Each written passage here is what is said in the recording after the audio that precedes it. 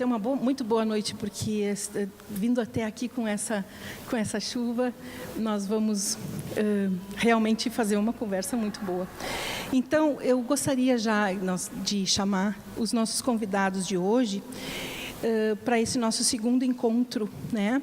E lembrando, segundo encontro do Nós Outros Gaúchos, lembrando que nossa página, né? Que quem for navegar na página encontra o vídeo na íntegra da sessão passada, para que a gente siga esse nosso movimento com essas discussões. Então, sem mais delongas, eu gostaria de chamar o Mário Corso. A POA se encontrou nessa, eu vou dizer para você sinceramente, um pouco por acaso, a gente um pouco que tropeçou nesse assunto, né? Precipitou algo que a gente já pensava há muito tempo, que eu já escrevi bastante sobre isso, o tema nos gosta muito, a gente está achando que é o momento de a gente seguir pensando sobre quais são as questões que a identidade gaúcha nos coloca, de sair daquele simplismo de ficar apenas criticando o CTG, repisando no óbvio de que aquilo é um folklore, né? Ou seja, manifestações do folclore fabricados, de identificações fabricadas como todos os povos têm, e pensar o quanto essa identidade, se ela hoje nos trava ou não para os rumos do Estado. Nossa questão não é nos debruçar sobre o passado para ficar como arqueólogos, a nossa questão é o presente. Mas a questão é saber quais são os entraves que impedem esse Estado de ser o que ele já foi, né? Um Estado que tem uma trajetória interessante no país, embora seja o Estado mais novo do país, né, no sentido da colonização, foi um Estado que teve uma preponderância, uma presença política, uma presença cultural importante e que hoje marca passo vendo outros Estados o ultrapassarem, né?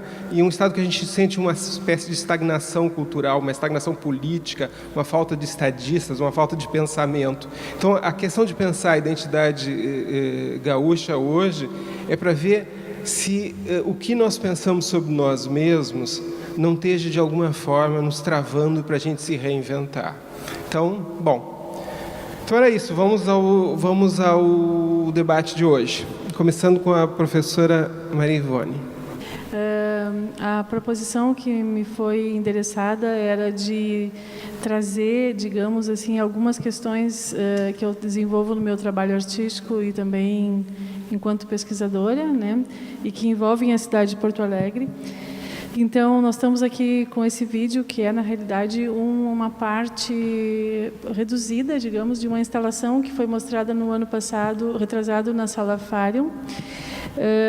E eu tenho uma certa... um certo interesse assim, continuado por uma região da cidade, que é o Arroio Dilúvio, devido ao fato da importância dele para a fundação da cidade de Porto Alegre e também de todos os dramas e de todas as questões que ele nos traz. Então, a minha fala parte desse local da cidade, desse local geográfico, e eu vou tentar, de certa maneira, ver de que maneira o espaço construído e a nossa relação com o ambiente natural mostra um pouco da nossa identidade. Então, a cidade de Porto Alegre teve o seu núcleo de origem nas proximidades do Arroio Dilúvio, que deságua no Lago Guaíba, e tanto o traçado do arroio quanto os limites da cidade foram sendo alterados por sucessivos e extensos projetos urbanísticos e de saneamento. Os aterros criaram um território expressivo que avançou sobre o lago, sendo esse objeto de rateio entre as esferas públicas municipal, estadual e federal. O processo de ampliação dos limites da cidade gerou apagamentos que, quando observados, revelam os interesses econômicos que existem por trás dessas operações. A escolha de Porto Alegre para sediar também alguns jogos durante a Copa do Mundo foi pretexto para a realização de grandes obras públicas. Decidiu-se pela ampliação de vias de circulação de automóveis nos acessos do estádio, operações que implicaram a retirada de população do entorno, bem como retirada de árvores integrantes da paisagem. E nós iremos nos centrar, então, na prática da observação vivenciada enquanto prática artística em contexto urbano, buscando aportar um olhar sobre certos apagamentos e alterações ocorridos recentemente nesse lado da cidade. Assim, o nosso ponto de partida é a desembocadura do Arroio Dilúvio no seu traçado anterior, significa na Ponte de Pedra, onde ele antes, antes ele passava sobre a Ponte de Pedra, né? E utilizaremos assim, digamos assim, a metodologia que esse projeto se baseia assim é em incursões sensíveis, caminhadas, observações, descrições, narrativas e o estabelecimento de um banco de dados assim que nos possibilita desenvolver propostas que problematizem os aspectos de apagamento e alteração nesse contexto. Então, a pesquisa e suas ações, exposições, publicações, conversas, busca desvendar esses lugares, vislumbrando os cenários do passado e do presente e prospectando igualmente sua importância para o futuro da cidade. Nós partimos de uma pintura, Ponte de Pedra, do Ângelo Guido, que está presente nessa exposição, naquele módulo atrás, de onde a gente está ali, e que propomos também como contraponto esse vídeo exibido sob a forma de reduzida, né, de uma instalação. E a gente tem também o catálogo que foi publicado e que está sendo distribuído hoje, né? Uma questão interessante que, pelo menos para mim, motivou muita reflexão, foi nessa pintura do Ângelo Guido, que a gente vê, eu não sei se vocês repararam, mas os arcos romanos da ponte, eles eram bem mais visíveis do que a gente tem hábito de ver nessa representação, digamos aqui, dessa filmagem, o que mostra que haviam níveis, os níveis do terreno daquela região, eles eram muito mais baixos no período da construção da ponte e que a cidade ela se elevou, né, pelos sucessivos planos de aterros de mais ou menos 1 metro de altura e tapou com isso grande parte, digamos, de aspectos naturais daquela região. Nesse vídeo que eu fiz assim para a instalação, eram duas projeções, eu elaborei assim alguns aspectos do imaginário da Ponte de Pedra, trazendo narrativas sobre esse lugar. Para isso, visitei um pouco a cartografia, me reportei ao antigo traçado, quando o riacho descia pelos acidentes do terreno, serpenteando a planície fluvial e chegando na Ponte de Pedra, antes de desaguar no Guaíba, ao lado do gasômetro.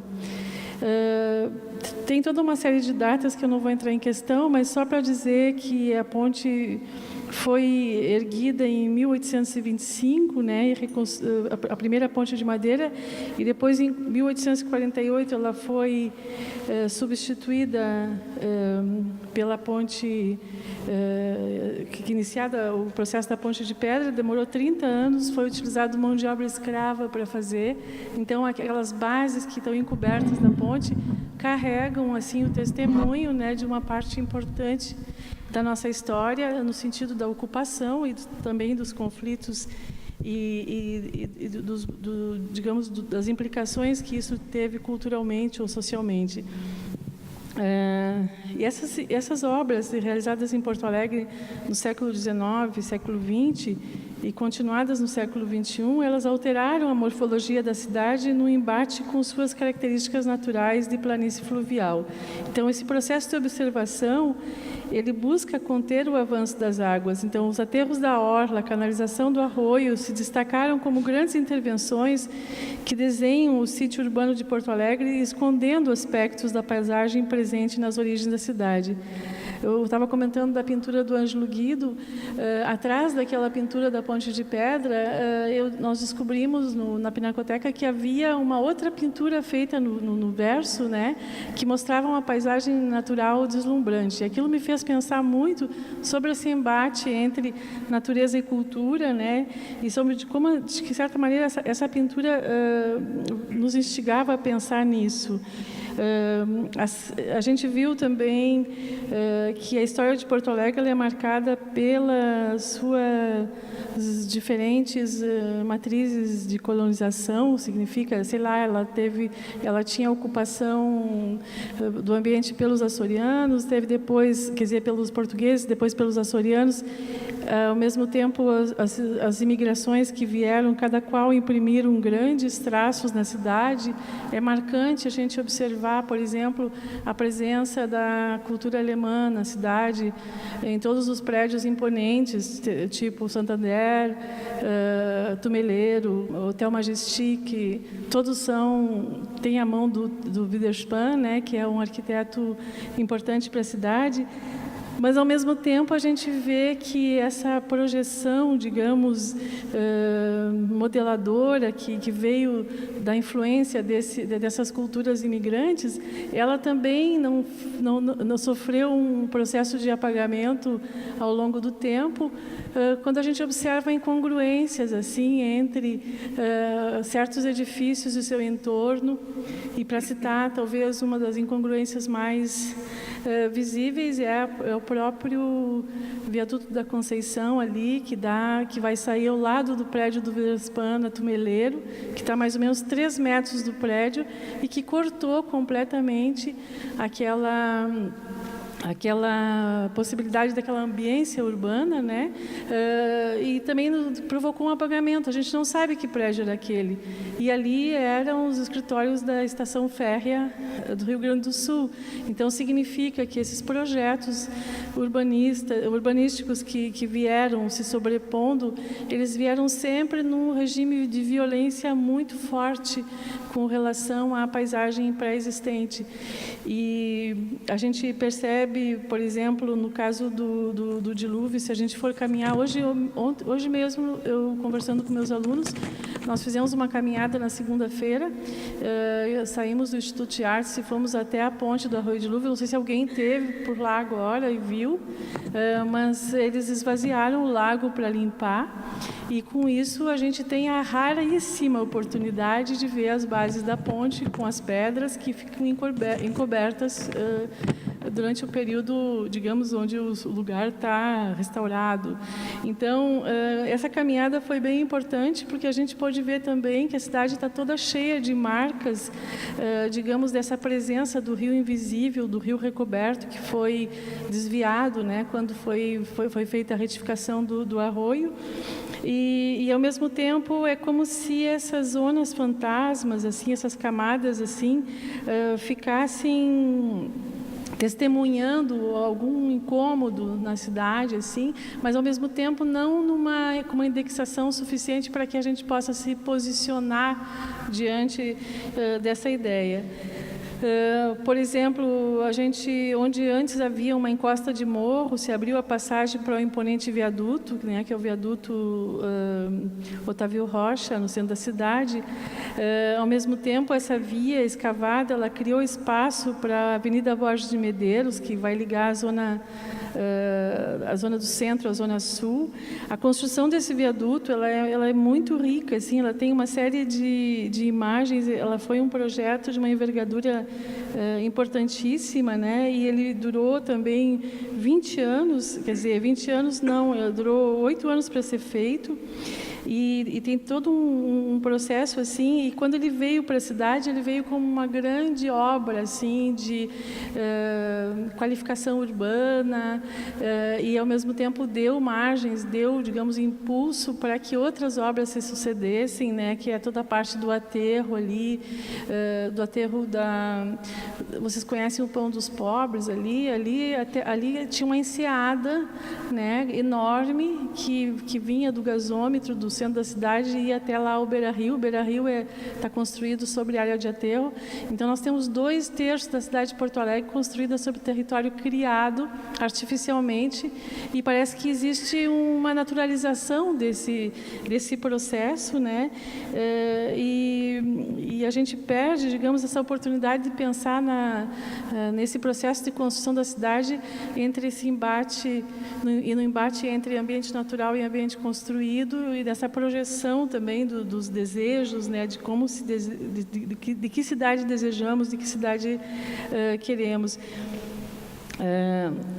Então, quando o leito do dilúvio torna-se terra firme, ao ser desviado, o mesmo vai ocorrer com essa grande enseada, e com aterro, esse nível do entorno foi elevado e escondeu parte dos arcos romanos da base da antiga ponte, e quase que um novo apagamento gigante foi gerado, pois os planos iniciais do poder público eram destruir a ponte, né, liquidar, deixar, aplainar o terreno, como diz o pessoal do interior, né, tem que aplainar, tirar, destopar o morro, era aplainar, deixar tudo liso, e em virtude de uma comoção popular muito forte, a ponte foi mantida, sendo inserida nesse novo arranjo urbanístico, e foi tombada em 1978 como patrimônio do município, e é um marco da paisagem da cidade muito importante.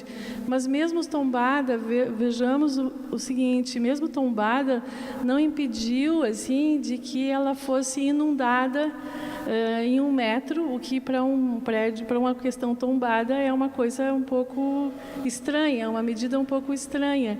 Então, o que se percebe assim é que ao mesmo tempo se fazem sempre certas concessões, assim, se faz um pouco o que se deve, mas menos do que era necessário, e isso talvez demonstre assim um traço nosso assim nesse processo de uma certa hesitação entre o que é para a gente um valor ou não é um valor, né? Outra coisa que é interessante nesse processo todo é que nessa produção do espaço da cidade, que é uma questão que me interessa bastante, a gente vai ver que a população toda que morava naquela região do dilúvio, que era a ilhota, foi uma população que foi deslocada para longe da cidade, 20 quilômetros longe da cidade, onde hoje é o bairro Restinga. E durante muito tempo, aquele pessoal ficou só com 2 ônibus para vir ao centro da cidade, um pela manhã, às 6 e pouco da manhã, e o outro à tarde para voltar para o trabalho. Então, quer dizer, tem esse processo também de segregação, digamos, de classes, que eu acho que a gente não deve deixar de olhar, né, que é um processo da formação da nossa cidade. Uma questão também, eu não sei como é que está meu tempo. Quase esgotando, infelizmente. Quase esgotando. Então, eu vou acelerar, assim, mas eu gostaria de chamar a atenção para a relação da arte com a cidade. Ao relatar assim, esses fatos de história urbana, né, a gente vai se dar conta também do papel que teve a Bienal do Mercosul na indexação, digamos, dessas zonas urbanas que hoje são zonas que estão, assim, digamos, no cerne das discussões urbanísticas, né, que é o Cais Mauá, porque foi em 1996, na primeira Bienal, que pela primeira vez foi ocupada a orla do Guaíba. Até então, o porto estava segregado pelo muro, né, separado completamente pelo muro, e foi a Bienal que, na execução desse seu plano de exposição, deu a franquia para os moradores de Porto Alegre verem, finalmente, o rio de uma maneira, digamos assim, mais apaziguadora e realmente isso se tornou, eu acho que um grande valor para a cidade. E ao mesmo tempo, essas diversas edições posteriores também mostraram a vocação da Bienal para estabelecer um vínculo entre a arte e a cidade, com a questão da ocupação da orla, do Parque Marinha e tudo mais, mas nós detectamos que existe uma zona de conflito muito grande entre as políticas públicas e esse desejo da cidade com a relação da cidade com a orla, né, com o Guaíba, que é uma relação de carinho muito grande, tanto que um dos lugares mais, vocês passeiam no domingo, um dos lugares mais visitados é o 4º andar da usina do gasômetro para ver o pôr do sol.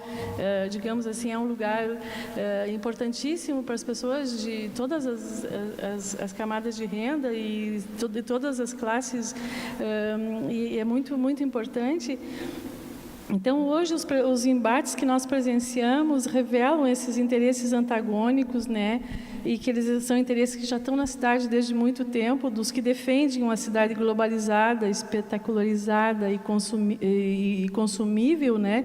Em detrimento dessa cidade que nós podemos inventar, participativa, que nos representa.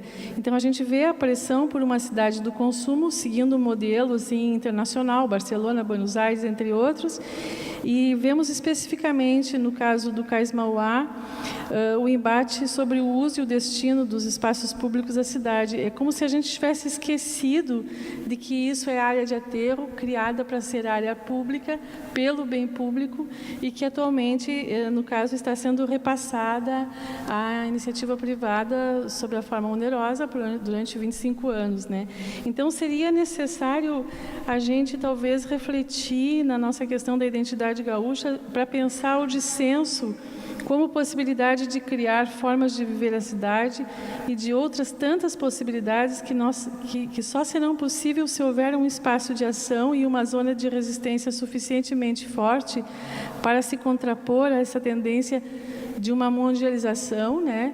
Como lidamos com os antagonismos, uma questão, a impressão que eu tenho é que é um pouco a técnica que o Luiz Fernando Veríssimo fala do joelhaço, né? E da força, a gente liga com os antagonismos na base do empurra, assim, né?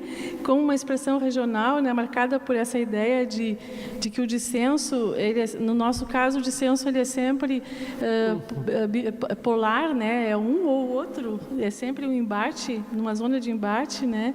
E quais seriam, então, esses nossos valores, se a gente pegar a questão da cidade, do ideário dessa cidade como uma cidade da terceira via, que durante o Fórum Social Mundial de 2003-2005, Porto Alegre exportou essa ideia, né? Então, eu penso o nosso território e as suas contingências, as modalidades de ocupação, a natureza do espaço geográfico desse terreno tão particular, e penso nas projeções de uma cidade que a eles se sobrepuseram como expressão de desejo, de contingência, né, marcada pela influência multicultural que nos constitui. Penso nas raízes indígenas, portuguesas, negras, italianas, espanholas e alemãs, enfim, todos os imigrantes que aqui chegaram. A cidade que é tão rica em formas de expressões culturais parece negar essa riqueza, questão visível pela relação que seus habitantes estabelecem com o espaço comum. Como tratamos o bem público? Políticos e usuários da cidade, como tratamos o bem público? Então, vivemos nas bordas de um grande lago, no delta, mas jogamos nele nossos detritos, o negamos e suportamos olhá-lo à distância, do alto de um imponente edifício, como vista.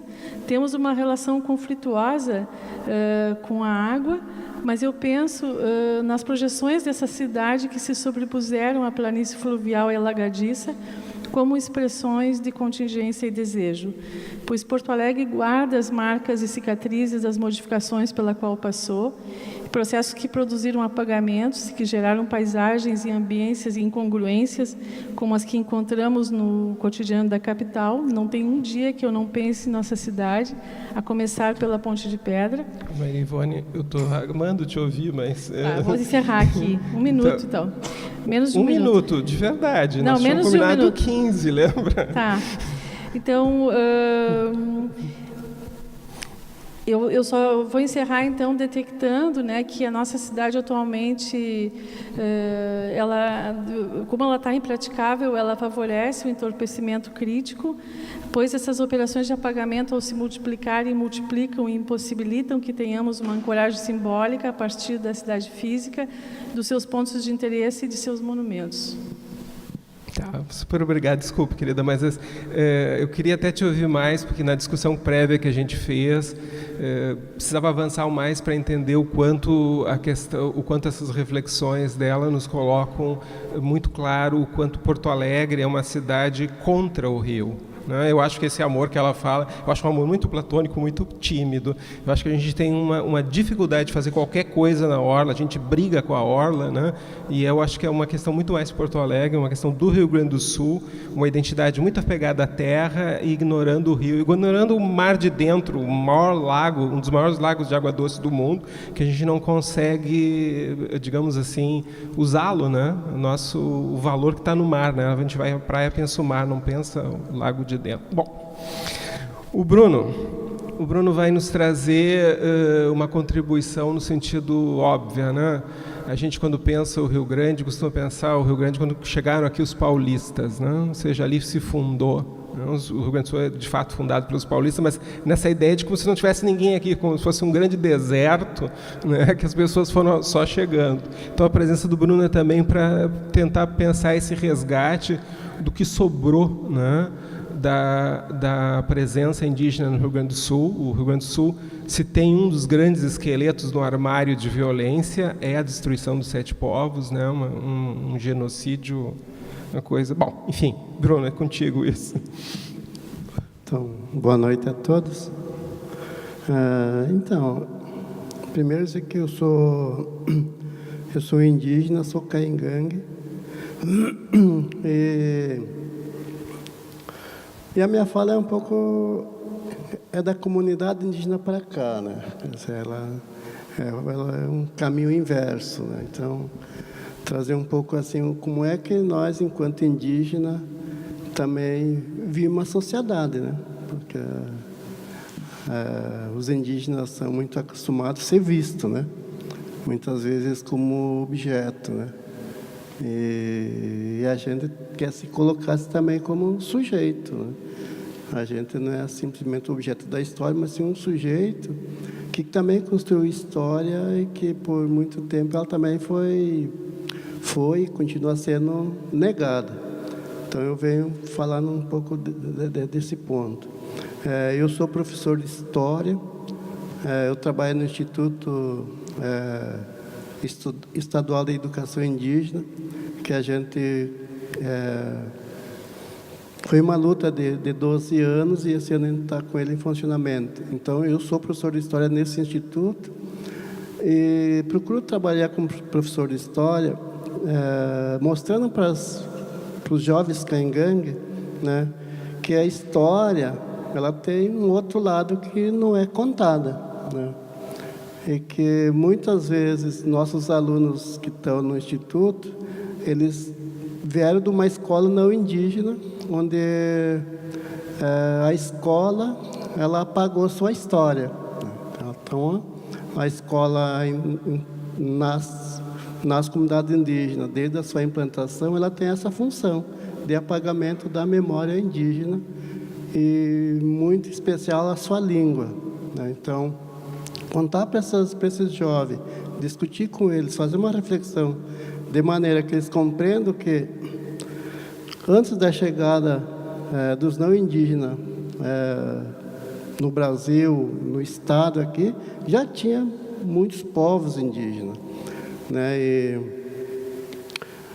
E o ano passado a gente fez uma atividade da Semana Farroupilha e a professora que trabalhou com isso, ela vem de uma escola estadual, onde ela vai fazer exatamente as mesmas coisas que são feitas numa escola não indígena.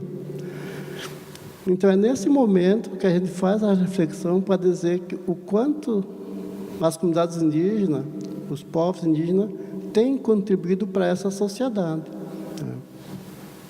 Principalmente quando a gente coloca, né, que a maioria da cultura brasileira, ela tem uma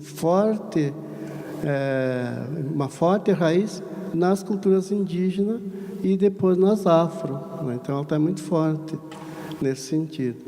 Se nós pegar o povo europeu, culturalmente ele é muito pobre, né? Muito pobre.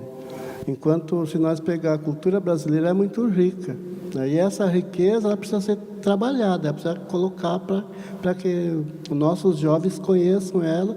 E aí, a partir disso, você começa a mostrar o quanto nós, enquanto indígenas, contribuímos e podemos contribuir ainda, né? Quando se fala no Rio Grande do Sul, né, se fazem as comidas típicas gaúchas, né? E essas comidas típicas gaúchas são, primeiro que elas são caingangue, né? São indígenas. São comidas típicas indígenas que foram se apossadas, né, para outro povo não indígena. E que no momento que ela se aposta dela, essa comida, digamos, o churrasco, quando os próprios indígenas comem churrasco, eles vão dizer que é uma comida gaúcha. O churrasco é típico dos gaúchos. Mas o nosso aluno, ele não se dá conta que o churrasco os índios já comiam há muito mais tempo, né? Então, isso eles não se dão conta. Então, eu tenho essa função durante minhas aulas para estar trabalhando isso, né?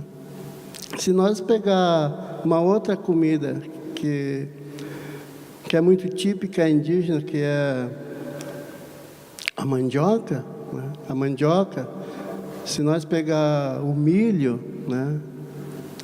A batata, a abóbora, né? O amendoim, o pinhão, são todas comidas que os indígenas praticavam há muito mais tempo, né?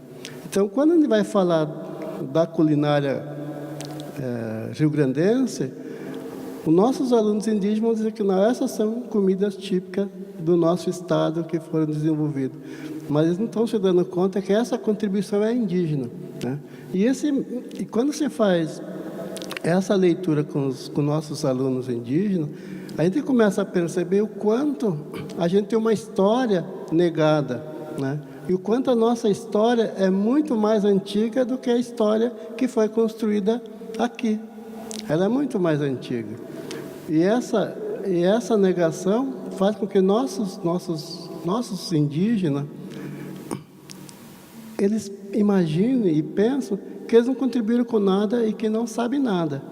Porque é justamente essa a ideia dos não indígenas fazer com os indígenas, né? De fazer com que eles esquecessem sua tradição, suas culturas. Então, nós temos uma função importante hoje no Instituto, que é mostrar esse outro lado de como se faz educação, que nós chamamos de uma educação humanizadora, né? E não uma educação para o trabalho.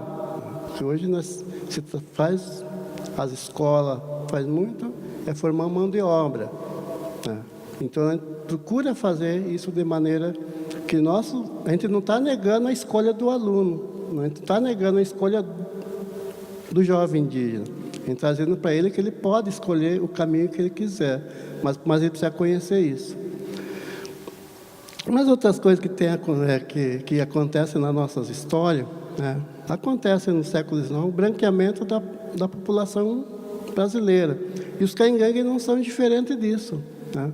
Porque no século XIX é negada a nossa existência como povo. Nem é como povo, é como ser humano. No século XIX, nós não somos gente, né? Nós somos apenas uns selvagens, apenas os bugre, né? É isso que nós somos no século XIX, que vai perdurar até agora. Então, nós temos uma herança de negação muito grande, né? Além de massacrar os povos indígenas fisicamente, eles começam também a fazer esse massacre que é pior, né? Que é você existir como pessoa, mas ter toda uma identidade negada, né? Então, os indígenas têm uma identidade negada, né? E aí, quando eu estou aqui na frente falando isso, né, muitas vezes eu já fui questionado a dizer que eu não sou mais indígena por estar fazendo isso, né? Quer dizer, você não é mais indígena, né? Eu tive colegas meus na universidade que diziam que eu não era indígena porque eu usava roupa. Quer dizer, então isso é uma negação muito grande que eu passei pela universidade, né? Isso me ensinou muita coisa. Eu lembro que aqui, quando eu passei na seleção do mestrado aqui em 2012, eu era taxado de que para os índios tudo é fácil, né? Você entrou porque você é indígena. E esquece que para isso tem uma luta muito grande, né? Tem toda uma caminhada que a gente construiu, não foi só agora, é milhares de anos construindo para você chegar a isso, a esse ponto e de ter teu espaço negado, né? Então, para mim isso é importante, né? Quando a gente começa a trabalhar a identidade, mostrar para nossos indígenas que ele tem uma identidade, que ele tem uma história, que ele tem uma tradição, tem uma cultura e tem principalmente uma língua que é falada, que é a língua caingangue, né? Que até isso é negado. Porque quando eu fui para a escola, lá nos anos 70, eu fui proibida de falar a minha língua, né? Porque eu era obrigado a falar o português. Porque no momento que eu falo português, eu preciso aprender a história portuguesa. Preciso aprender uma história brasileira e negar toda a minha história, né? E saber que toda a nossa história, na sua grande maioria, ela é contada através da nossa língua, né? Então, isso é um apagamento muito grande. No momento que você nega a sua língua, você nega toda a tua história, nega todo o teu passado, nega todo um conhecimento que é capaz de mostrar para uma outra sociedade que se os indígenas sobreviveram até hoje, porque eles desenvolveram formas de sobrevivência, né? Você passa aí 500 anos, as pessoas te massacrando, as pessoas te exterminando, né? E ainda você continua vivo, né? Continua vivo como pessoa, vivo como cultura. Isso é muito grande, isso é muito forte, né? Isso ninguém reflete, né? Eu lembro que agora em fevereiro a gente tinha um encontro com os Guarani aqui na Barra do Ribeiro. A gente vai visitar uma comunidade Guarani. E aí eu ficava olhando quando as pessoas, os professores, ficavam discursando na frente da casa de reza dos Guarani, né? Aquilo não é para se discursar, aquilo é para olhar e chorar, né? Para olhar e chorar, porque de todos os anos que se passaram, eles permanecem firmes com a sua casa de reza. Quer dizer, não conseguiram destruir ela ainda, né? Então não precisa discursar, mas chora em vez de discursar. Olhar que essa resistência, e aprender, e não é só, é aprender com esses povos, que eles têm muito para ensinar, né? Que eles têm muito para ensinar para as sociedades, né? E isso a gente sente que isso é negado, né?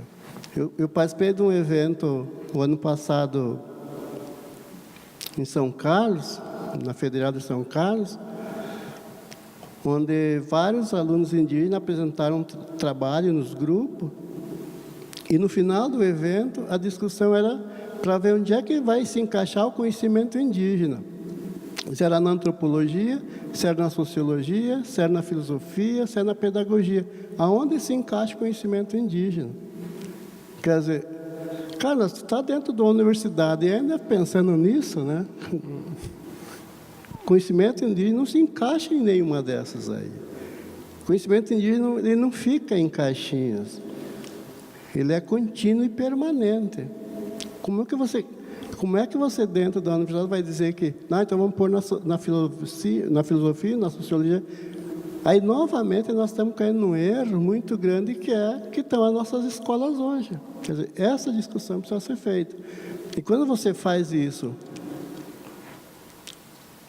cria essas caixinhas nas comunidades, você está negando, de novo, um processo de construção de conhecimento dos povos indígenas que é contínuo. Ele não está separado, né? Ele não aprende primeiro a matemática, depois o português ou depois a história. Ela faz parte da vida dele, ela faz parte do cotidiano dele. Então, é essas maneiras que a gente precisa estar refletindo, produzindo reflexão, para que a gente possa também, dentro das universidades, tratar o conhecimento indígena como uma ciência. Ela é uma ciência. São tecnologias que foram desenvolvidas por muitos anos, né? Ela não é por um acaso que os índios estão vivos até hoje. Não é por um acaso que a semente do milho virou transgênica agora, né? Não é por um acaso que eles sustentaram essa semente há milhares de anos. Eles acharam forma de manter ela, de preservar ela, conservar ela, né? Quer dizer, essas formas a gente precisa estar trazendo. E quando essas formas elas vêm à tona, você tira o índio da invisibilidade. Ele é invisível hoje, né?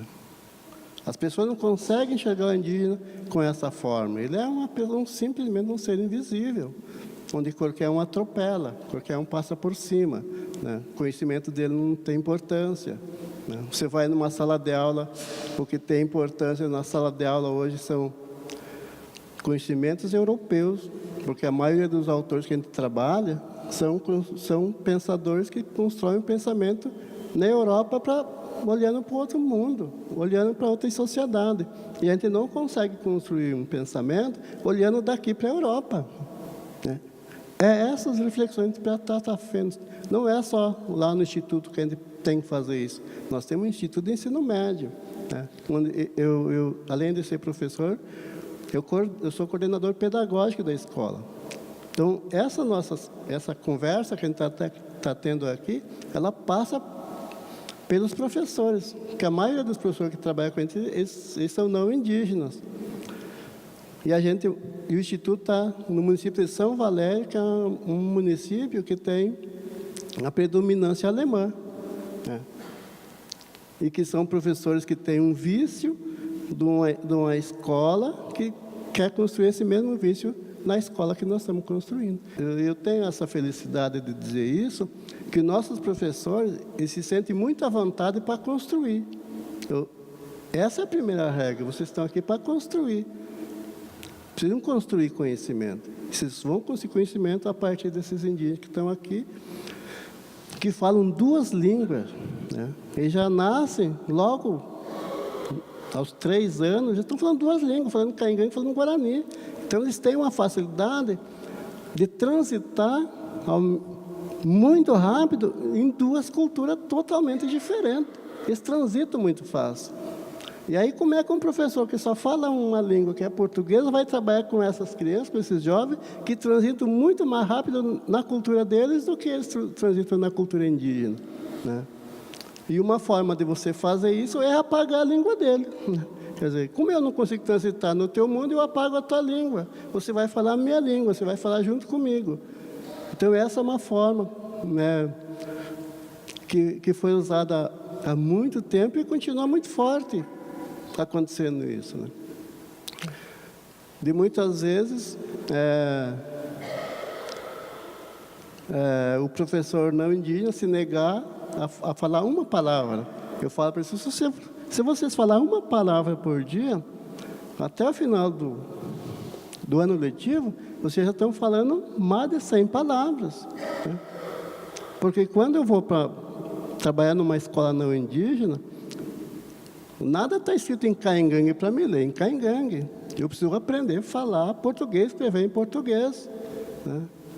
E mais, na pós-graduação eu tive que aprender espanhol, tem que aprender inglês, tem que aprender francês, quer dizer, não está escrito. E agora, quando o professor não indígena vai trabalhar com indígena, não, é a língua dele que prevalece, é a língua dele que tem importância, é a língua dela que tem poder, a outra língua não tem poder nenhum. Quer dizer, isso é um apagamento muito forte que a gente não se dá conta. Bom, encerrando. Então, para encerrar, primeiro eu queria dizer assim que a nossa identidade indígena, ela já foi muito negada, né? No século XIX, ela foi negada até a Constituição de 88. Então, nós já temos 200 anos de negação clara isso, né? Muito clara. Apenas de 88 que a gente começou de novo a discutir e dizer que nós temos uma importância, que nossa língua é importante, que nós temos uma história muito rica e importante que pode contribuir com a sociedade. Muito obrigado, Bruno. Você tem toda a razão, língua é poder, né? A gente não é, o Brasil, enquanto uma sociedade, a gente não é como o Paraguai, como a Bolívia, como o Peru, que tem uma segunda língua, porque os portugueses tinham isso muito claro, eles tiveram um projeto de apagamento das línguas indígenas. O Brasil, até os 700, se falava a língua geral, né? Era dicionarizada não, mas tinha até gramáticas, que alguns, acho que foram os jesuítas escreveram, né? Então era um tupi melhorado, assim, melhorado não, ajuntado de várias coisas, que era falado falado a língua de casa, a língua da cozinha, a língua do, né? E quando os portugueses deram conta do tamanho que vinha tendo, né? Quando chegavam os escravos da África, eles aprendiam era a língua geral e não o português, porque eles tinham contato com a cozinha. Então aquilo começou a ficar uma coisa estranha e foi proibida o ensino da língua geral, né? E a gente ali perdeu a possibilidade de toda uma riqueza que a gente podia ter de uma língua, enfim, né? De falar uma espécie de tupi. Era basicamente um tupi, né? Que foi porque a linguagem da costa, né? A linguagem onde houve o primeiro atrito, os primeiros que foram conquistados. Mas, bom, muito obrigado pela contribuição. Não é à toa que você falando de comida, né? Eu tenho os antropólogos vivem nos dizendo que todas as comidas que a gente come, todas as plantas que a gente come, todos os animais que a gente come, foram todos domesticados no Paleolítico. Não se acrescentou nenhuma depois. Quem nos ensinou a comer, bom, faz muito tempo. Bom, enfim. Professor César. Bem, pegar isso aqui, eu não sou muito manso com essas máquinas. Boa noite a todas e a todos. Para mim é uma satisfação enorme atender esse convite que a Cláudia e a Sinara me fizeram, estar aqui acompanhando os colegas da APOA e fazer parte dessa mesa que realmente vai estar se mostrando tão variada, e na variedade a gente tem riqueza. A Maria Ivone, o Bruno, que eu conheci agora, depois teremos o meu grande amigo Enéas aqui ao lado. E então eu vou tratar de algumas coisas que, digamos assim, são pensadas quando se fala em identidade rio-grandense, e mais especificamente nessa identidade rio-grandense pensada como identidade gaúcha, que é uma outra coisa a conversar. Então eu intitulei isso, se isso fosse uma palestra, se chamaria "Sirvam nossas façanhas de modelo a toda a terra". Eu não vou cantar, porque eu cantando sou pior que falando, mas os versos são assim: como a aurora precursora do farol da divindade, foi o 20 de setembro o precursor da liberdade. Mostremos valor, constância nesta ímpia e injusta guerra. Sirvam nossas façanhas de modelo a toda a terra. É pouco, né? A letra foi composta, a história desse hino é muito interessante. O Sousa Neto proclamou a República à revelia dos seus outros companheiros. Depois, em 38, ele tomou Rio Pardo. Ele já tinha feito em Piratini a bandeira ele jogou o amarelo para um lado, o verde para o outro, e botou no meio o vermelho federalista, o vermelho que era usado por Roças, que era usado pelo Partido Colorado no Uruguai. E depois ele então resolveu fazer um hino, e ele botou uma espada no pescoço do famoso maestro Medanha e encomendou um hino para o outro dia. E essa letra que eu acabei de falar foi composta por um cidadão chamado Francisco Pinto da Fontoura, que era conhecido como Chiquinho da Vovó. Eu não tenho nada contra Chiquinho, nem contra a vovó, mas não parece muito assim o jeito de alguém que cria um hino tão enérgico e que sirva de modelo a toda a terra, mas isso aí, enfim, faz parte de um anedotário que nós temos. De qualquer maneira, esse hino remete para duas coisas que para mim são paradigmas assim nessa nossa autoglorificação, que é a ideia de que nós inauguramos a liberdade, está no hino, e que isso, de alguma forma, está revestido de uma religiosidade até, né? Nós temos um farol, o farol da divindade, nós estamos pensando em Cristo, nós estamos pensando em guias. Então, realmente remete para alguma coisa. Quem somos nós? Quem somos nós? E daí que nós temos que ter em mente que a palavra gaúcho, que teve assim muitas acepções, quando a gente fala, se remete ao tempo farroupilha da composição desse hino, ela jamais foi usada como identificador de alguém nascido no Rio Grande do Sul, e muito menos na República Rio-Grandense. Na República Rio-Grandense eles se chamavam rio-grandenses, se chamavam cidadãos, uma palavra trazida com muito significado da Revolução Francesa, ou se chamavam piratinenses. Jamais a gente vai encontrar a palavra gaúcho, porque gaúcho era bandido, gaúcho era ladrão. Também não tenho nada contra bandidos e ladrões, até porque meu pai era advogado criminalista, então estou acostumado muito com isso. Mas, enfim, gaúcho tinha esse significado. Gaúcho era bandido, gaúcho era ladrão, gaúcho era contrabandista. E não tinha nada a ver com a Guerra dos Farrapos ou com a Revolução Farroupilha. Portanto, esse gentílico que assumiu a sinonímia para todos os nascidos e até para todos os adotados, né, pelo Estado do Rio Grande do Sul, ele tem, digamos, ele é anacrônico e ele tem que ser, digamos, de alguma forma recuperado. Por outro lado, eu vou contar são duas anedotas, as duas passadas comigo, e que pode ilustrar talvez essa nossa ideia de gaúcho. Uma vez eu perguntei para uma plateia grande, assim, que era de alunos de curso médio, que estavam, enfim, querendo, na Semana Farroupilha, querendo ouvir a história da Guerra dos Farrapos, enfim, e eu perguntei, todos vestidos de gaúcho, né? Eu perguntei, quem aqui é gaúcho? Todos levantaram a mão, uns 2 ou 3 que não eram do Estado levantaram a mão. Aí eu fiz uma pergunta que foi massacrante, assim, pergunta de vestibular, assim, para liquidar. Qual é o lado de montar? Só tem 2. É fácil, só tem 2. 50% de chance, um chute bem direto. A grande maioria diz que era do lado direito, tá? Porque faz uma associação direta. O mundo é feito contra os canhotos, então eu sei bem o que é isso. Eu pertenço também a essa minoria perseguida dos canhotos. Mas aí, então tem que explicar, é o lado esquerdo, porque na verdade é a perna direita que se alça, etc, etc. Então ninguém sabe, era um gaúcho que não sabia o lado de montar.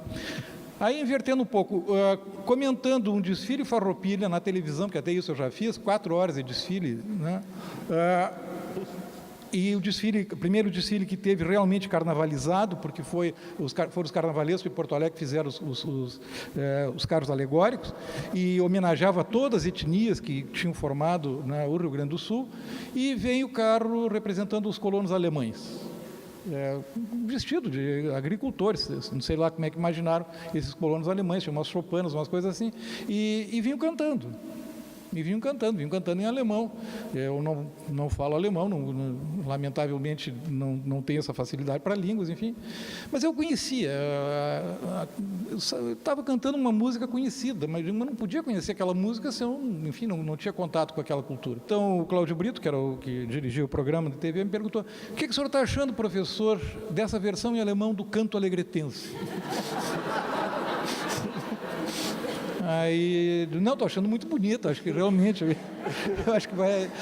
Eu estava contando esses dias para o pessoal, digo, eu não sei como é que traduziram para o alemão flor de tuna e camotim de mel campeiro, eu não sei como é que isso ficou em alemão, mas deve ter ficado interessante. Bom, mas então, essas nossas autoimagens, elas não ultrapassam, digamos assim, um desfile, elas não ultrapassam, digamos, uma palestra num colégio, porque elas realmente não têm uma densidade, mas elas são reconhecíveis, as pessoas se acham gaúchas, as pessoas são capazes de traduzir o canto alegretense para o alemão, para se sentir gaúcho. E aí nós entramos numa questão importante, que a fala do Bruno aqui foi extremamente oportuna, a ideia de que nós somos um Estado branco que está extraviado nesse sul do Brasil, que é um país mestiço, que é um país que tem o famoso mito das 3 raças, etc. E nós não, nós somos um Estado branco. Apesar de que nesse Estado branco havia populações guaraníticas, havia populações caingangues, e no ano de 1800, o Rio Grande do Sul era a 3ª província na importação de escravos africanos. Perdia para a Bahia e para o Rio de Janeiro. Portanto, onde é que estão esses tão famosos brancos? E aí tem uma coisa interessante para talvez pensar um pouco essa questão do branco, né, do Rio Grande do Sul. Nós temos um beato. Nós não temos ainda um santo oficial, nós temos um beato. Esse beato é o padre Johann Batista, que eu não sei como é que é em alemão, Reuss, que era jesuíta, que era um homem muito dedicado, que era um homem que, enfim, que tinha todas as qualidades essenciais para, enfim, entrar num processo de santificação. Chegou a ser beato e está há mais de 50 anos que esse processo está parado e ele não consegue sair de beato para chegar a santo. Eu estou falando com o Papa, fica tranquilo, eu tenho um fonte com o Papa, agora vai. Pode ser. Aí eu não sei, porque o Papa é argentino, pode complicar. Mas aí, em compensação, nós temos 3 santos populares, muito fortes.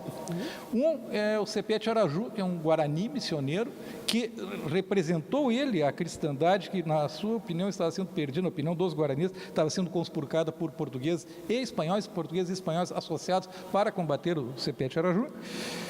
Portanto, é um indígena rebelado contra o domínio português e ele virou santo. Ele enfim, é nome de uma cidade.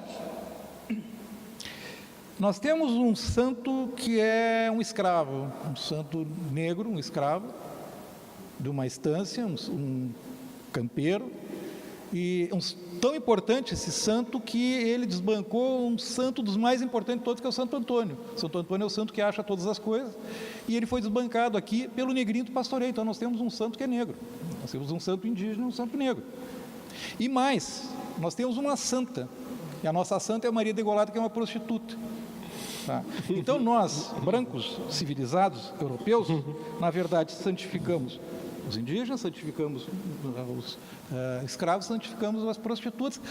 Quem sabe trazendo para nós não o mito de origem, mas a origem que temos nós, os povos americanos, os povos africanos e os povos asiáticos, que é essa herança europeia que na verdade foi a vinda de degredados, e degredado é sinônimo de degradado e de prostitutas. Todos nós descendemos, de alguma maneira, de degredados e de prostitutas, a não ser aqueles que entram nesses sites onde a gente pode descobrir os sobrenomes de família. Eu, por exemplo, do lado do Ornelis, eu descendo do imperador bizantino, mas eu acho muito difícil que isso seja verdadeiro. Bom, então, me parece que essas são questões que a gente tem que debater quando se fala em identidade gaúcha, que esta ideia, por exemplo, do branco em relação ao mestiço, em relação ao negro, em relação ao indígena, o defensor da liberdade, na verdade, pensar na dominação semi-feudal, paternalista, seja lá o que for, esse guerreiro patriota que nós atribuímos ao gaúcho do século XIX, mesmo do século XX, pensar na ideia de que ele está respondendo ao apelo daquilo que o Borges chamava um patrão casual, e pensar que esse monarca das coxilhas que anda desfilando, às vezes garbosamente, né, nas festividades, ele, na verdade, o passado dele foi de contraventor, de delinquente, etc. Eu chamo a atenção que essas coisas, elas se reproduzem, elas tendem a se reproduzir, porque é muito característico aqui no Rio Grande do Sul, deve ser em outras partes também, o que a professora Célia Pinto chamou, e eu adoto, de um discurso de crise. Nós sempre temos uma crise. Nós agora estamos vivendo uma crise. O governo do Estado não vai pagar os salários porque estamos vivendo uma crise. E essa crise pode ser real ou não, mas ela é sempre trazida como explicação para os nossos problemas, e essa crise é sempre atribuída aos outros. E aí entra também um trocadilho no nome desse simpósio, que é nós outros, e que pode ser o nós outros do castelhano, já é um outro trocadilho que se pode fazer, mas os outros têm culpa daquilo que está acontecendo conosco. E a crise. Então, a crise remete a uma nostalgia de alguma coisa que nós não sabemos qual é. Mas nós somos nostálgicos de um passado onde nós tivemos importância, onde nós fomos heróicos, onde nós, enfim, temos exemplo para toda a Terra, essas coisas todas. E isso remete, então, para a questão da identidade. E a questão da identidade, ela trabalha com esses valores, ela trabalha com essas questões. Portanto, se a gente pensar que aquele gaúcho, que era bandido, que depois ele é transformado no campeiro, que depois é transformado, então, no gentílico para todo o Estado, e se nós pensarmos que a farroupilha, que agora é cultuada, ela foi durante muito tempo tratada como sendo uma negação, uma traição à identidade, então, luso-brasileira, nós temos que pensar nessas coisas, temos que pensar onde elas começaram, onde elas andaram e o que elas representam ainda hoje. Eu comecei com o hino rio-grandense, porque ele foi considerado o hino da nação, quando o Neto assim o encomendou, e vou terminar com um outro poema. Quer dizer, terminar com o poema, depois fazer um comentário sobre ele. Esse poema é do Marco Aurélio Campos e se chama Eis o Homem, o que também dá aquela grande eloquência que eu falei da ideia da divindade, porque eis o nome é a frase de Pilatos apresentando Cristo, e et homo, né? Então, eis o homem. E o eis o homem, do caso do Marco Aurélio Campos, é o gaúcho. E ele diz: sou raiz, sou sangue e sou verso. Eu sou maior que a história grega. Eu sou gaúcho e me chega para ser feliz no universo. Então, um exercício, digamos assim, de autoimagem, talvez mais acentuado que o próprio hino. Mas por quê? Porque isso nos agrada, isso nos faz bem. Quer dizer, se nós estamos numa situação de inferioridade econômica, se nós estamos numa situação de submissão política, se nós estamos numa situação de pobreza cultural, essa autoimagem nos reforça, porque ela nos traz essa nostalgia do passado. E sendo nostálgicos do passado, nós podemos enfrentar a crise do presente. Isso é uma coisa que eu ainda vou trabalhar um pouco melhor. Mas eu prefiro uma outra coisa, eu prefiro uma outra definição do homem, esse que foi tão glorificado. E eu prefiro, então, a primeira frase do que talvez seja uma das maiores obras escritas nesse país, e que começa assim: era uma vez, um gaúcho pobre, blau de nome, guasca de bom porte, mas que só tinha de seu cavalo gordo, o facão afiado e as estradas reais. Essa é uma definição que me agrada. Esse é o gaúcho que existiu, talvez, pode ser com toda essa retórica maravilhosa do João Simões Lopes Neto, mas não tem nada a ver com a história grega e menos ainda com o exemplo a toda a terra. Acho que era isso. Muito obrigado, meu querido. Eu gostei da tua fala, exatamente como um psicanalista faria, né, em cima do discurso, pegando ali as autodenominações, como é que a gente vai construindo essa exacerbação egóica de que o Rio Grande do Sul vive, né? Mas a gente tem que ver se isso qual é o preço disso, né? Porque o senso comum do atual, o senso comum do individualismo, é achar que quanto mais autoestima você tiver, melhor, que é um caminho fácil para seguir na vida, é tu gostar de ti mesmo, tu ter uma questão de afirmação pessoal e de presença, e, enfim, tu tem que gostar de ti, se achar um cara bacana, que isso é o caminho do sucesso. Sabe, os psicanalistas não acreditam nisso, porque não funciona. Tu tem pessoas que se acham muito legais e que são trapalhonas em tudo. Tu tem pessoas que até vêm procurar uma análise porque tem uma péssima ideia de si mesmo e que são brilhantes em várias coisas. A vida deles realmente flui. Quer dizer, não tem uma ligação direta entre a autopercepção, a autoimagem que você tem e qualquer sucesso, né? Isso vale para os estados também, vale para as nações, né? Se os nossos vizinhos argentinos aqui, se a autoestima resolvesse, eles não estavam numa crise política há 3 décadas, atolados numa crise política. Não adianta gostar de si, né? Talvez, do ponto de vista pessoal, acho que gostar de si, ter uma grande imagem de si, só atrapalha, né? Porque se tu já é bacana, o que tu vai te repensar, né? Bom, boa noite a todos, obrigado pelo convite.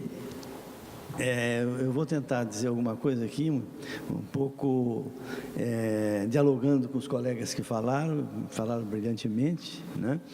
Eu vou colocar um ponto de futuro e não um ponto de passado, para colocar um ponto em relação à identidade gaúcha, mas no sentido de uma identidade dinâmica.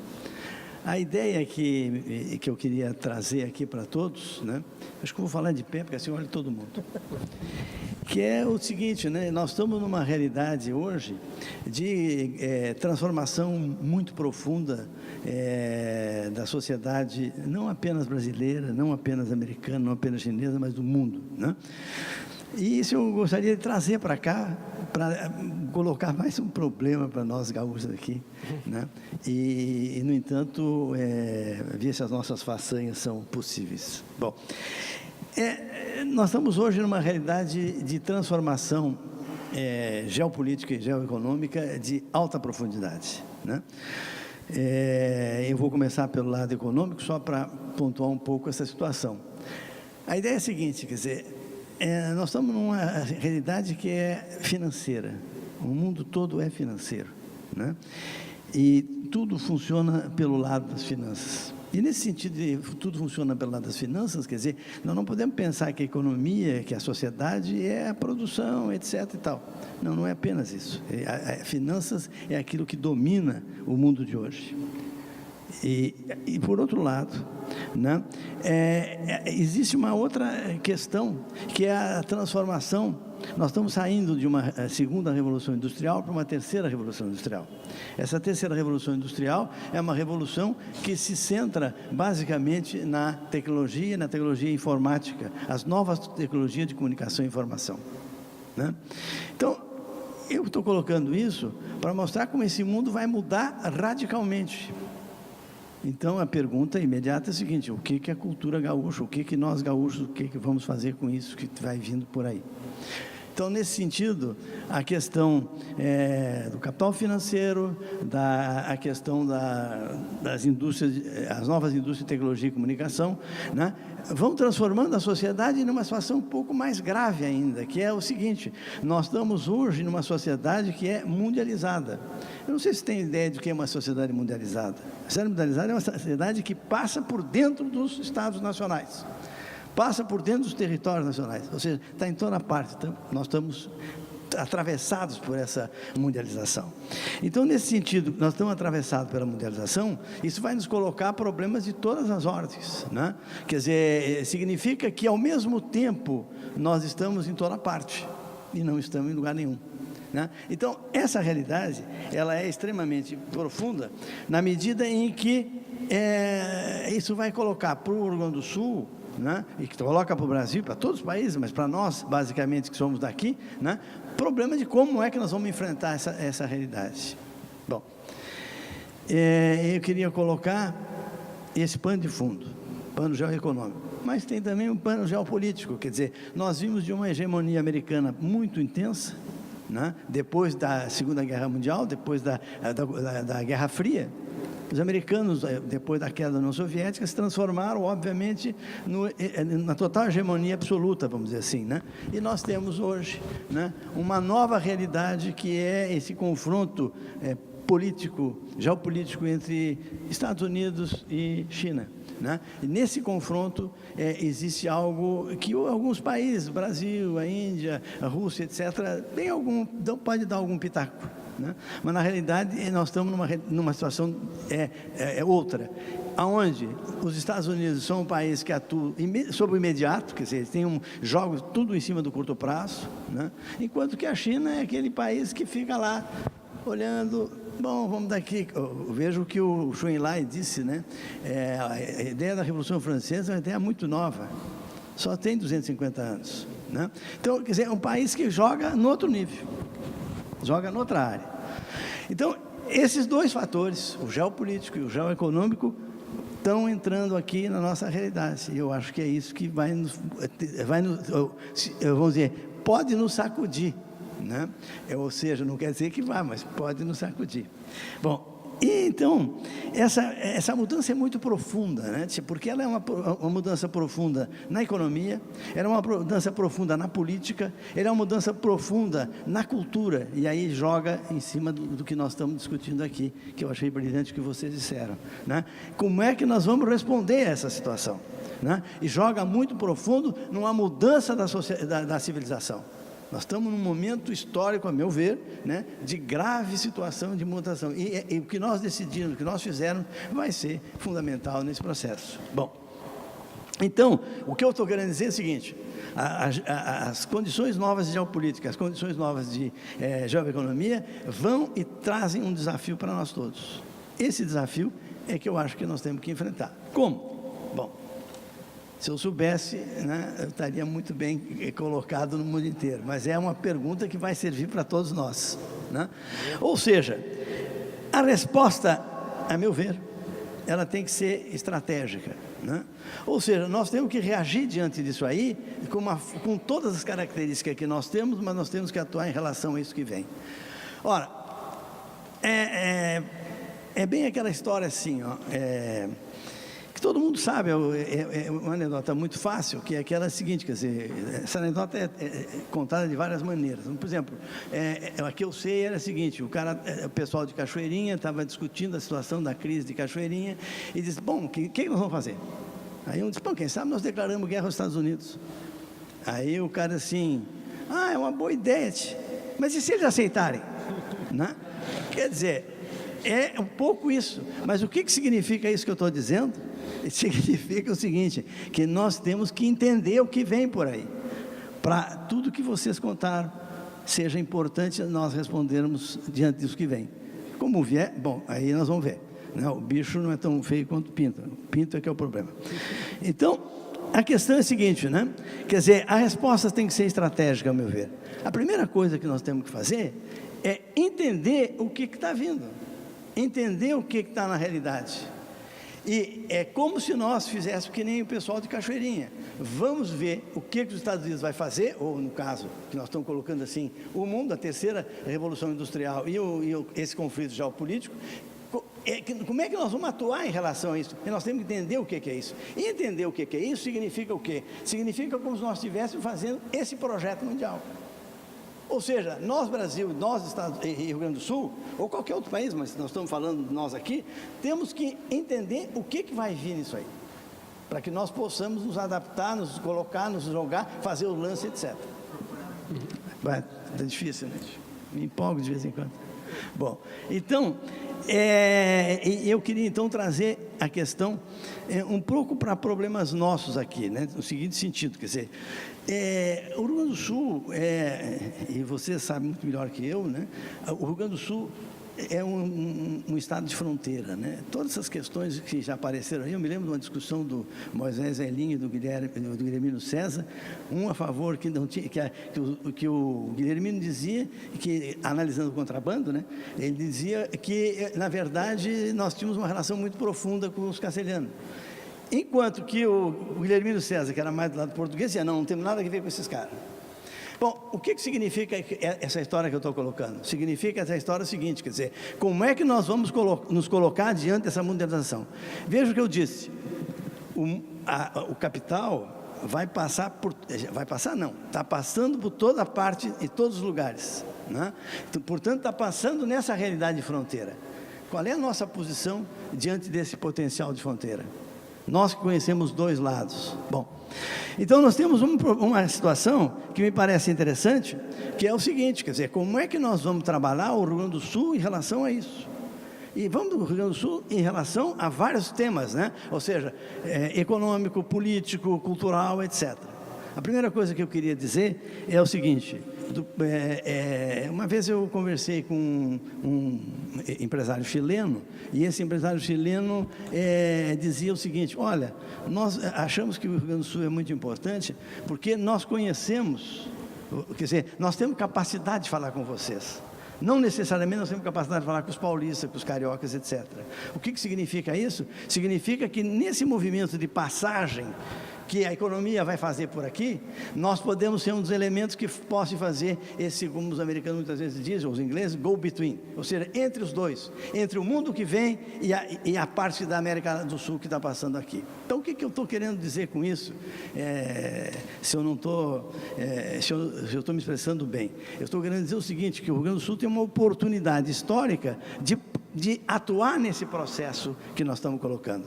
Esse processo, portanto, vai passar por aqui, queiramos ou não. O que nós temos a responder com isso? E responder dentro de tudo isso que nós estamos colocando aqui, né? Bom, então, nesse sentido, o Rio Grande do Sul, portanto, é um elemento de passagem, seja vindo do mundo, seja vindo da América do Sul. Nós não nos damos conta disso. Quer dizer, enquanto nós ficamos procurando, muitas vezes, eu não sei bem o que, mas assim, procurando como reagir, como os gaúchos devem reagir, na verdade, nós estamos perdendo de entender o que está acontecendo no mundo. E nesse sentido que eu queria trazer mais uma situação, né? Quer dizer, veja o seguinte, para vocês verem a profundidade dessa situação. Nós vamos fazer, quando eu disse que nós devemos fazer uma estratégia, significa o seguinte, nós usar os nossos recursos, seja do ponto de vista econômico, político ou cultural. Como é que nós vamos usar, na coisa que eu conheço um pouco mais, que é a questão de economia? Veja o seguinte, por exemplo, o potencial do Rio Grande do Sul para fazer essa passagem do que vem do mundo para fazer a América do Sul, né, é um potencial que passa, por exemplo, por rodovias. Rodovias nós estamos mais ou menos, etc. Passa por hidrovia.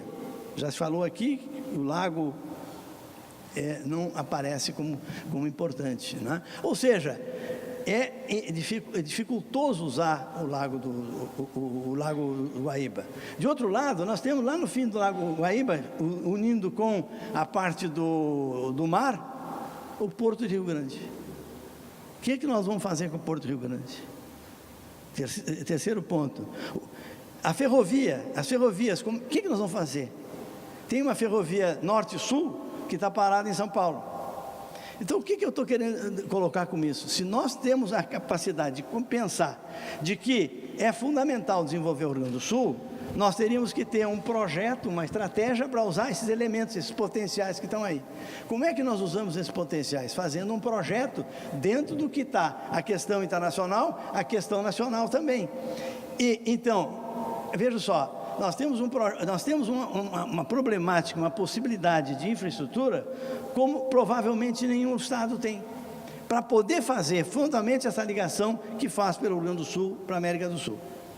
Bom, se vocês forem falar em Brasília a respeito disso, né, vocês vão, quer dizer, os caras vão ficar estupefatos. A mesma coisa se vocês forem falar, por exemplo, eu tive a oportunidade de fazer isso, de falar, por exemplo, com os chineses.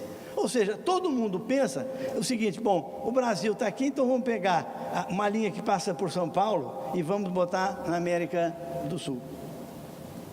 Ou seja, é fácil fazer isso? Claro que não, porque nós temos os Andes, nós temos a floresta amazônica. Como é que nós entramos em contato com o resto da América do Sul? O lugar que pode entrar é exatamente o Rio Grande do Sul. Então, esse processo de fazer uma transformação do Rio Grande do Sul precisa passar, portanto, por um projeto do Rio Grande do Sul e um projeto nacional que envolva isso, né? Vocês viram, por exemplo, os chineses chegaram aqui e propuseram a transoceânica. De onde é que vai a transoceânica? Vai do meio do país até o Peru. Então, o que eu estou querendo colocar com isso?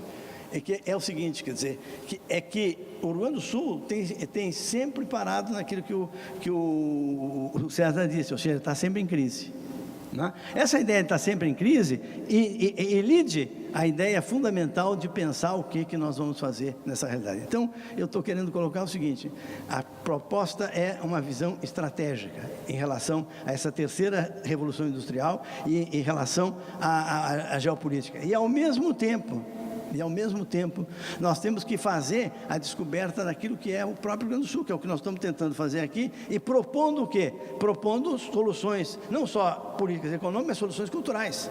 Quer dizer, eu achei extraordinário que eles falaram aqui, porque exatamente nós estamos tentando observar esse aspecto. Mas veja, o que vem uma tempestade. Nós temos que estar preparados para a tempestade, preparados para o minuano que vem aí, e que já está aí, né? E essa tempestade, ela se joga numa reação frontal contra essa situação que vem, ou melhor, aproveitando essa situação. Eu não sei se eu estou sendo claro, porque tem muita coisa para dizer, né? E eu queria caracterizar o seguinte: em primeiro lugar, né, o Rio Grande do Sul vai ter que mudar a sua posição face à realidade. Em primeiro lugar, nós temos na nossa história um político como Getúlio Vargas, que quando assumiu a presidência do Brasil, ele jogou na geopolítica daquela época de uma forma extraordinária. Por quê? Porque ele tinha uma visão global do que estava acontecendo. Ou seja, é isso que eu disse, é como se fizesse aquele projeto do cara de Cachoeirinha. Então, a ideia de que tenha um projeto para o Rio Grande do Sul é uma coisa extraordinária, é fundamental. Porque sem esse projeto nós não vamos conseguir, nós vamos ser passivos. E a ideia que eu acho que é importante, aquilo que inclusive o Bruno falou, né? A ideia de ser, portanto, algo que reage em relação àquilo que vem. Não é? Ou seja, nós temos que buscar as nossas características, as nossas identidades, etc. Só que essa identidade, ela é dinâmica, e ela é dinâmica em função desses pontos que eu estou colocando, ou seja, a presença da reformulação geopolítica internacional e a presença da questão da geoeconomia. E isso vocês vejam, quer dizer, é radical isso.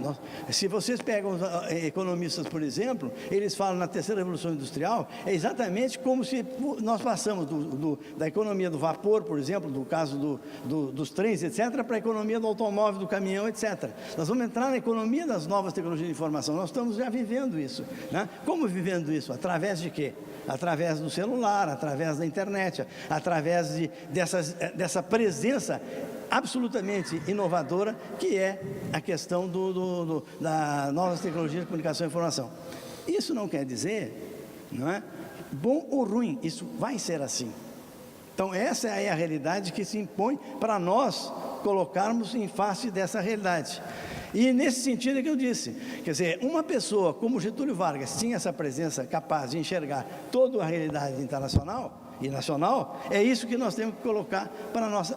Esse é um desafio que nós vamos ter, não estou dando receita nenhuma, né? Eu estou apenas colocando que esse é um problema que nós vamos colocar nessa situação.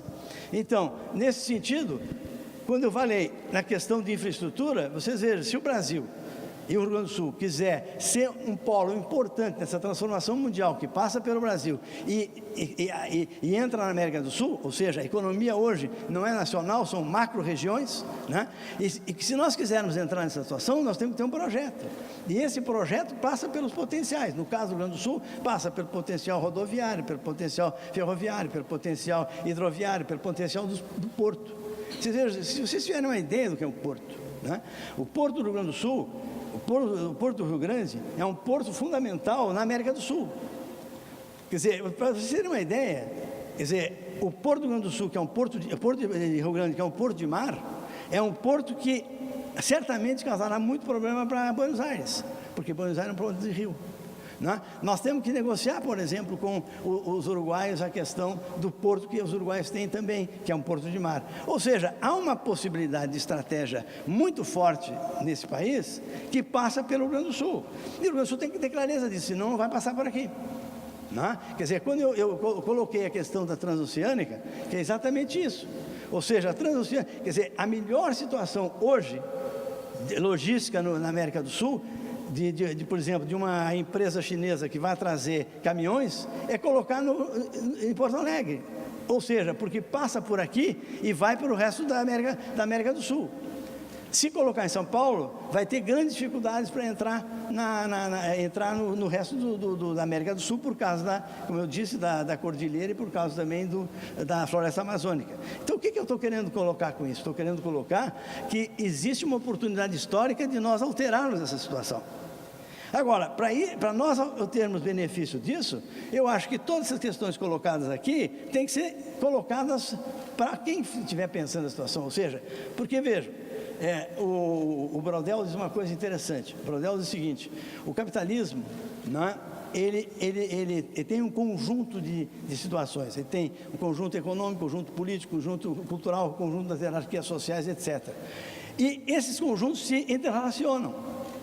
Então, é fundamental que nós pensamos um projeto para o Rio Grande do Sul, a partir da nossa história, mas, ao mesmo tempo, vendo esse conjunto de fatores que estão aí. Quais são os conjuntos de fatores? A questão política, a questão econômica, a questão social, a questão cultural, etc. Então, eu acho, pessoalmente, né, que a questão cultural é uma questão decisiva. Né? Por que ela é decisiva? Porque só a cultura muda as pessoas. Embora a economia possa mudar substancialmente a condição material, mas a condição, vamos dizer entre comillas, a espiritual, só a cultura pode colocar. E a cultura é pensar essas coisas que nós todos vivemos. Esse mal-estar da cultura, como falou a questão do Bruno há pouco. Né? Bom, falei bastante, não disse o que eu queria, mas de qualquer maneira desafiei vocês.